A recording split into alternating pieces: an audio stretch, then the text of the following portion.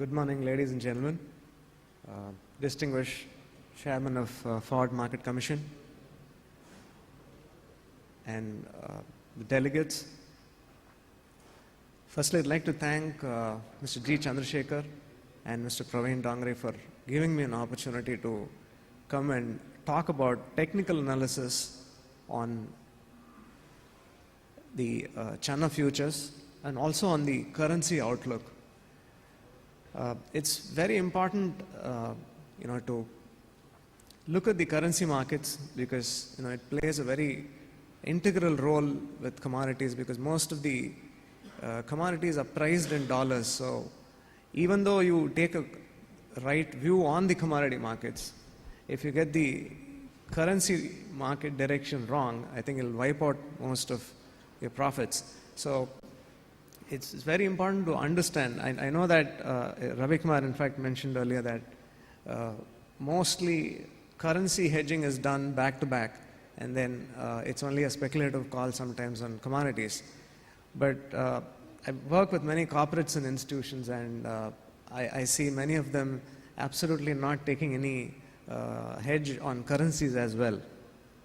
So my presentation would be to sort of give you an idea of what happened in the currency markets to start with and what are the factors that influence the markets at this point in time and possibly give you a sort of a forecast in how we're looking at currency markets going forward.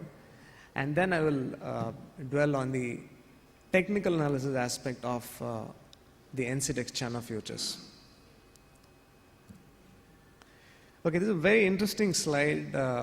This is as of 31st August 2013, where we all know that the rupee went as high as 69.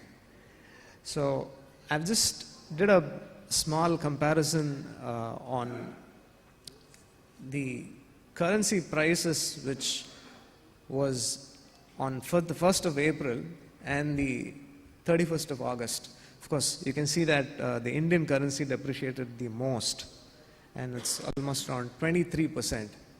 And there are many importers who got absolutely whacked in the process, and many were caught unaware. And the subsequent appreciation has also been sharp.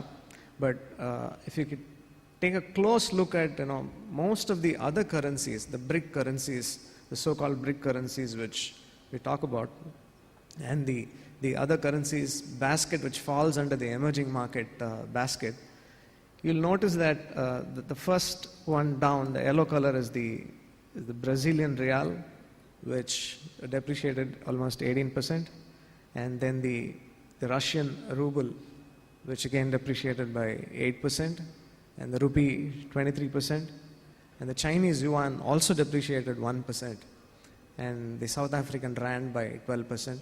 This was as of 31st August 2013. The absolutely unprecedented depreciation. Now, we look at the current situation compared to 31st August 2013. You'll see that the Indian rupee, the local currency, has appreciated 8% compared to all the other currencies except Chinese yuan, which have all crossed their August highs. So that clearly tells that most of the negative fundamentals have been factored in, and the global markets, which is typically the offshore market, which constantly keeps taking a view on the Indian economy, is very comfortable with all the reforms that have happened, and it's clearly seen in the price. So we've almost appreciated 8%, while all the other currencies have gone up by 3%, 7%, and so on, with the exception of Chinese yuan, which is again appreciated by 1.7%. So this clearly tells the current picture and how comfortable the offshore market participants are as far as the Indian economy is concerned. Now, what happened earlier was an emerging market currency rout. The Fed tightening clearly affected the emerging market currency basket, and of course the deficits which most of these emerging market currencies were running had a huge effect on the depreciation which subsequently happened. Of course, the interest rate hikes also played a key role in the emerging market currency depreciation, and a lot of outflows were seen at that point in time. And the local currency, there were lots of issues.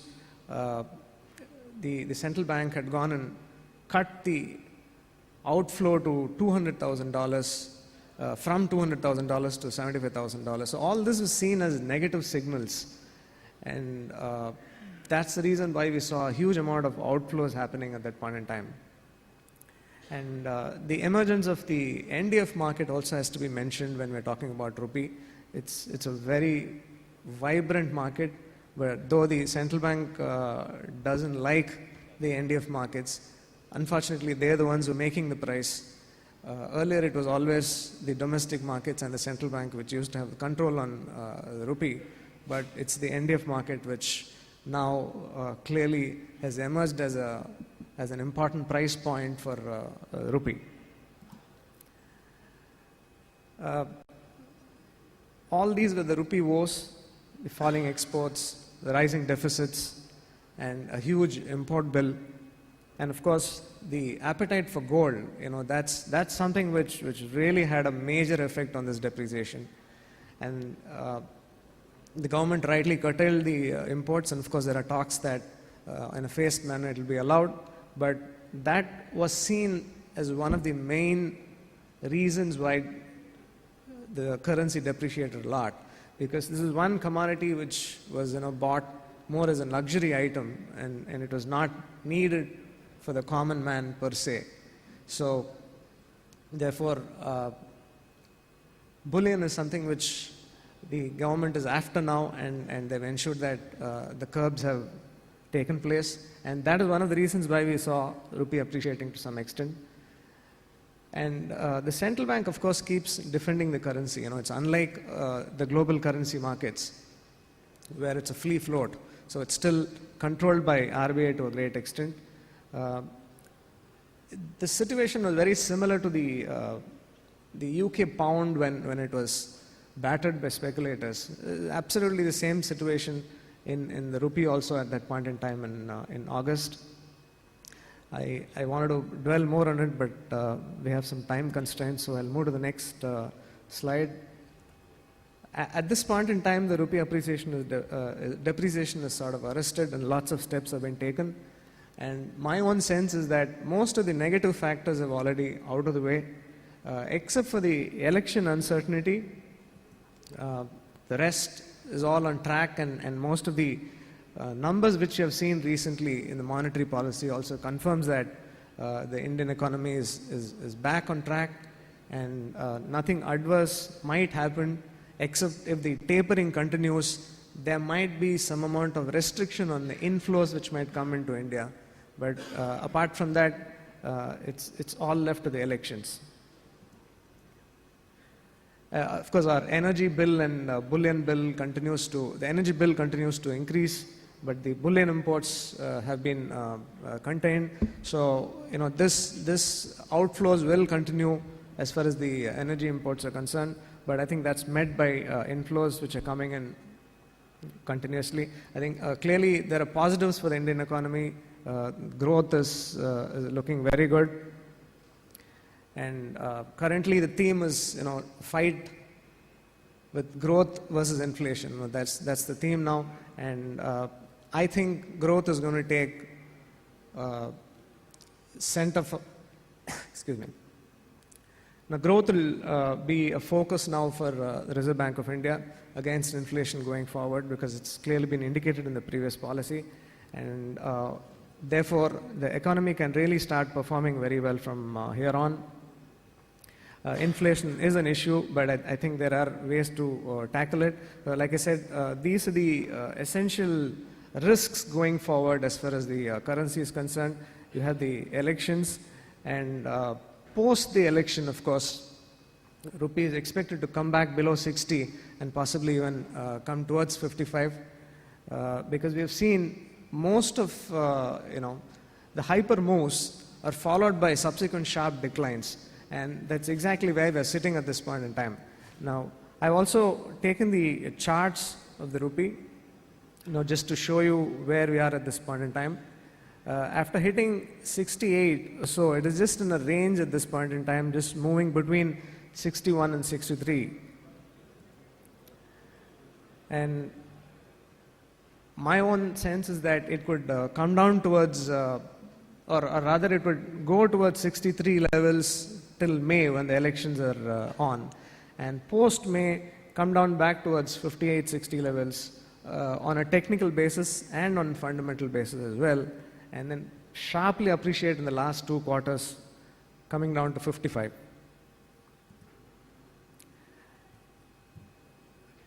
So that's the rupee. Now I'll quickly move to the technical analysis view on Chana. Now I prepared some fundamental assumptions, but I removed it because there were lots of speakers who covered fundamentals, so I'm not even going to touch it. The technical analysis is very important in understanding commodity futures, simply because the price of the commodity itself is a lead indicator. Most of all the factors that influence the price is factored into this one variable called the price. So if one were to constantly watch the price, you could get a lot of signals which you might not hearing about all the other fundamental assumptions. So technical analysis per se deals with price action and price action alone. So also if you have good amount of experience in looking at these charts, then it might give you a lot of early signals which the fundamentals might not. So with that, I'll just get into the Chana technical analysis presentation.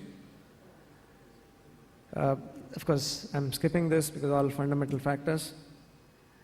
Now, if you look at the NCDEX, the benchmark NCDEX Chana futures chart which you see here, it's seen some real wild volatility over the last 2 to 3 years.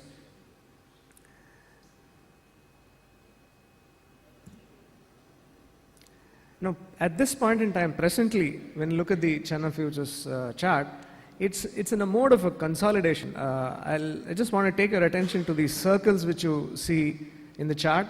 Those are the places where prices have been supported extremely well.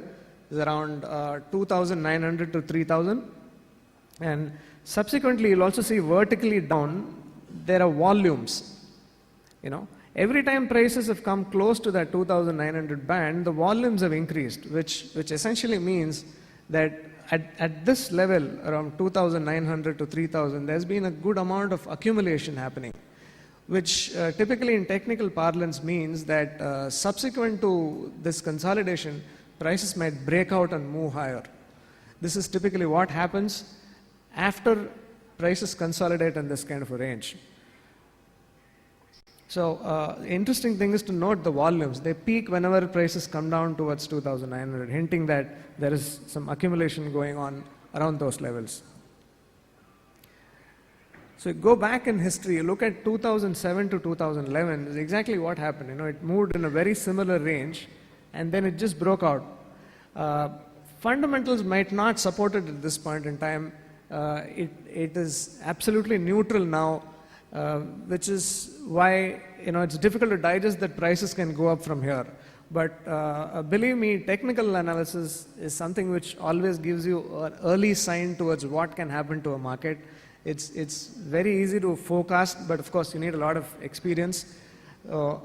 Despite all these negative fundamentals, there's a very clear indication that prices could really go forward. Going forward, prices can go up quite sharply. So we have 2 scenarios which I'm just going to dwell upon very quickly. The first scenario deals with this range which we're talking about, and the price is breaking out and testing 3,500 or thereabouts in the next 3 to 4 months. This or even it could extend as high as 3,800. So this is the price forecast for Chana futures based on technical analysis. And this is our technical target. We have 3,500 and then 3,800. Now, The second scenario deals with excessive fundamental bearishness having an influence on prices, and the prices going below 2,800 and then finding support somewhere near 2,500 to 600 levels again. This is again one more scenario we have to consider while doing technical analysis. But this is not my favored view. And I'd just like to take your attention back to a different market just to emphasize on my favored view, which is market to rise higher towards 3,500. This is a chart of soya oil. Now, I don't know how many of you are tracking soya oil, but there was a lot of negative talks and there was so much of negative fundamentals influencing the market lately, but for no reason the market has bounced back almost 5 to 6%. Not on the back of fundamentals, but purely on a technical nature. So, very similarly, I think Chana futures is also sitting on that kind of a position where the fundamentals are extremely negative to neutral, but technically there are lots of signs that the market could go up. All it needs is some trigger, and I really don't know where the triggers will come from. But if it does, I think we'll see a good rally in our hands. So in conclusion, we anticipate the scenario 1 unfolding in the months to come, and we see the technical picture turning increasingly friendly and prices making multi-year highs while the fundamentals remain neutral. So with that, I'll end my presentation. Thank you very much.